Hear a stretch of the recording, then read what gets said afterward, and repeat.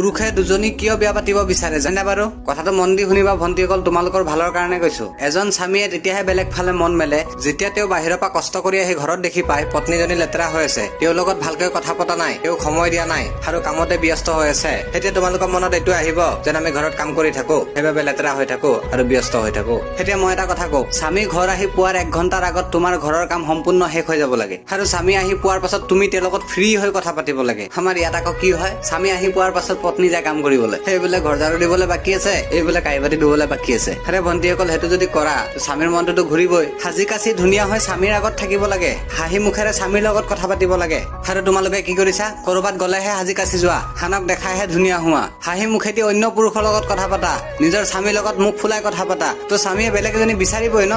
শেষত এটাই কথা কওঁ, জীৱনত যদি সুখী হবলৈ আছে আগত স্বামীক সুখী কৰা। তুমি তোমাৰ সুখটো বাদ দিয়া, স্বামীক সুখী কৰাৰ দায়িত্ব তোমাৰ ওপৰত আৰু তোমাক সুখী কৰাৰ দায়িত্ব স্বামীৰ ওপৰত। তুমি যদি স্বামীক সুখী কৰি ৰাখা, তোমাক নিশ্চয় স্বামীয়ে সুখী কৰি ৰাখিব। গতিকে স্বামীয়ে যেনেকে থাকিলে ভাল পায় তেনেকে থাকিবলৈ চেষ্টা কৰা, তেতিয়াহে সুখী হ'ব পাৰিবা। মই কোৱা কথাখিনি হয়নে নহয় কমেন্ট কৰি জনাবলৈ নাপাহৰিবা। ধন্যবাদ।